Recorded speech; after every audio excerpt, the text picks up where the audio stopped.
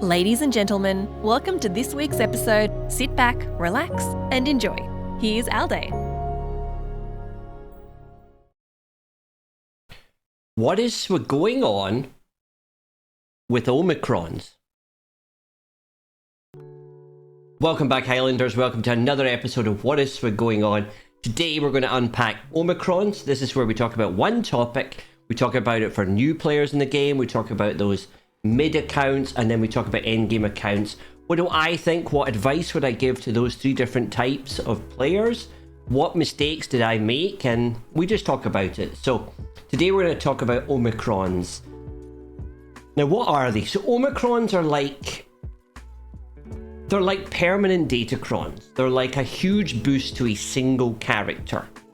They're like a separate Zeta, you could say. You know, they are incredibly powerful in some cases, but like everything in the game, not every Omicron is equal, and not every Omicron works across the entire time that you'll play this game.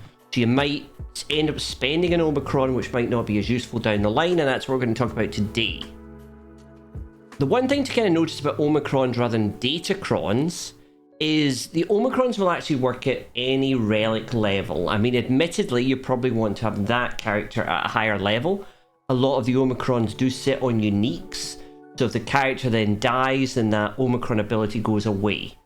But I'm going to pick out a few today, and we're going to talk about the ones that I would focus on and what I would start thinking if I was at different levels in the game. So let's start with my newer accounts, my interim initiates. I'm talking to you guys. Let's talk about, I mean, Omicrons are a rare thing.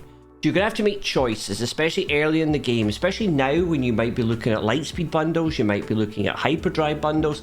You're going to get an awful lot of characters coming through very soon if you're spending money. If you're not spending money, then you'll be a little bit more kind of slower in approach, more considered. But Omicrons will still be something that you'll be wanting more and more and more of. So, okay, interim initiates. Let's talk about the sort of the starter ones that people tend to get. So, Qui-Gon Jinn, Zam Wessel, Captain Rex, Wampa, Savage. Maybe Savage is not quite so early, but let's talk about those in there. So, there's some hidden tricks. So Qui-Gon Jinn is a good Omicron. However, to really get a benefit out of it, you need a high level Jedi Knight Anakin. He is the boom with that kicks off when the Jedi Knight, the Qui-Gon Jinn Omicron goes off. You've also got to consider, without Cam in there, you aren't getting the boosted Jedi Knight Anakin, and Cam is a character that is very paywalled, very restricted from new accounts. So I'm not sure Qui-Gon Jinn is as good a character, as good an Omicron as it originally was, certainly for new people. I think the one I would pick out, or the two I'd maybe pick out, Captain Rex. It's got to be your first Omicron. Captain Rex will elevate that Phoenix team.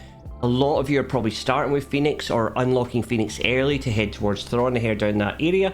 Captain Rex is a perfect Omicron to start with the provisos that you're going to carry on with your Phoenix. You're going to get them to a good offensive standard, and you'll probably end up using them in offense or defense in Grand Arena.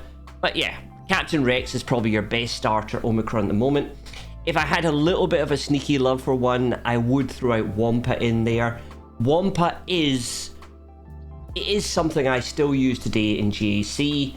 You can use it in 3s, you can use it in 5s. Wampa and their Omicron on Wampa has a long life in this game. Also allows you to only spend on one character, Wampa itself. You have to buy the shards from the shops. However, Wampa gives you long-term advantage in the game, and you will use it for a long time. So Wampa would really be my second. If I had a third one, I think I would start sending down that Savage Treya route. I'd certainly keep an eye where I was on Treya. I don't know whether these days I would go for things like Zami or maybe Qui-Gon Jinn I would go from, but I'd be careful that I had to spend elsewhere and therefore be careful of where my resources were going.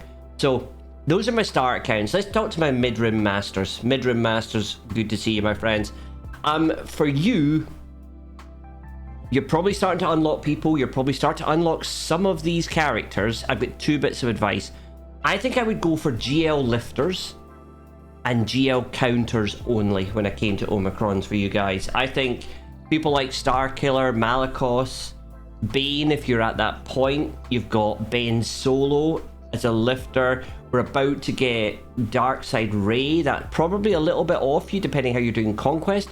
But these Conquest characters are possible to get in 5 or 6 Conquests without too much problem. So maybe you are going to get Darkside Ray. You probably have SLKR in your roster, so that's going to be one of the next big teams. You're going to need Omicrons for those teams.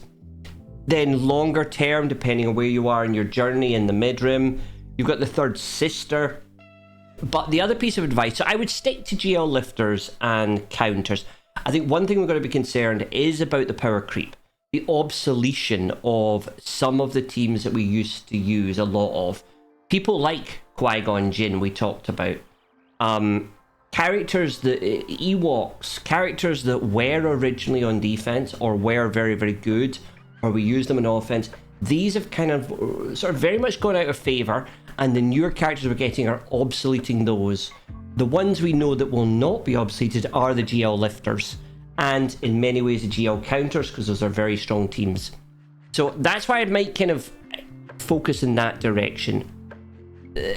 If I did have one piece of advice to myself, is that there are many characters that are coming through now with 3 Omicrons. People like Queen Amidala, Starkiller, Malicos, Jar Jar Binks, Malgus, Bane, I think. Be very careful, because do not do all 3 on these characters. Each of these characters probably has one that is S tier, one that is like top tier, and then they go down very, very quickly. Some of them have one you never even need. I'm a huge advocate and a huge lover of Dr. Aphra, but I would never put an Omicron in her third ability. Same for the ones for our 2 droids. I love the Murder Bucket, I love 000, but I'm never giving them their Omicron. So take that from me, be very, very careful what ones you put on. And when you're looking at the character, really look to see what the Omicron does. Now, I know that sounds a kind of obvious thing to do, but when I first unlocked Bo-Katan Mandalore, I was short on an Omicron, and I didn't give her the Omicron that allowed her to avoid taunts. She is a completely different character when you give her that Omicron, and she's so much better at counting certain teams, and she's not tripped up by if Lord Vader has a taunt or a tank there. So be very, very careful that you look to see what the individual Omicrons do, understand them, and do not put on all 3 initially. Even if you love the character, there's many of those Omicrons out there that don't really do anything. Let's take a little bit of a sidebar before we move into my Outer Rim Legends.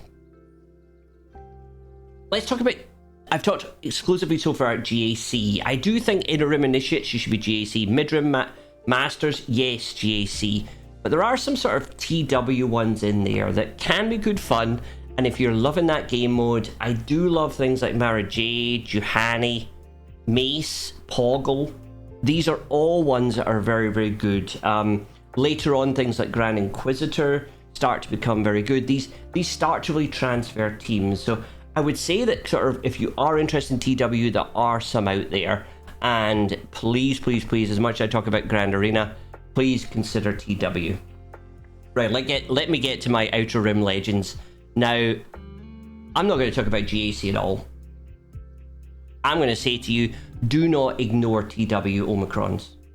Now, this is for a very specific reason. Now, as you progress in the game, you've got to get into good guilds. You've got to maintain your place in those good guilds. You've got to contribute to the guilds. Now, one way to do that is to be very, very good at TW, to have the defensive Omicrons that people are looking for, to have the ones that are really going to make you stand out from other rosters. So when you're trying to sort of move and try and get into that higher level guild, you already have some of those TW Omicrons on there. Now, what to do? So I'm not going to actually name specific ones.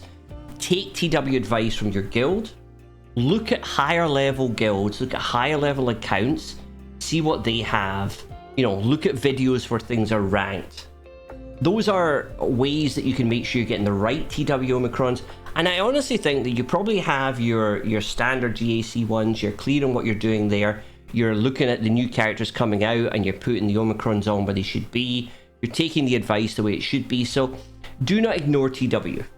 I am the worst person at that. I ignore TW, but I'm telling you, do not ignore TW. Make sure your account has good value to the guilds you're in and the guilds that you're aiming to be in the future. The other one, let's talk about raid Omicrons. Now, raid Omicrons are a judgment call. They are purely dependent on how many resources you're getting in, how quickly you're getting those resources. Having a raid Omicron can really help your score in a raid, but it has a very limited time span. I think what you'll find is its lifespan's maybe 3 to 4 months. And then what happens in the raid is the rest of the guild catch up. People put relics on, certainly with the current raid format. And that Omicron kind of, yes, your score improves because of that Omicron, but the importance of that 1 million more or that 500-600 more is lost by the improvements in everyone else around you in relic levels. So I think raid Omicrons are worth putting on, but you've got to be very, very careful. Probably I would avoid them.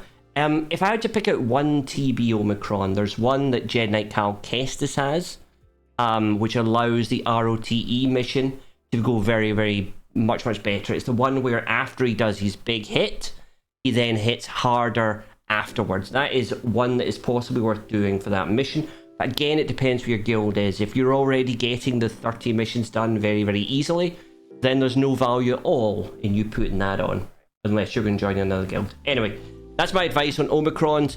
Mixed bag, some GAC for the interim initiates, mid-rim masters. I would look very much GL lifters and some GL counters, and just be careful about when ones have 3, they're not all the same. And then from my outer rim legends, do not sleep on TW Omicrons. Until next week, look after yourself. Good night.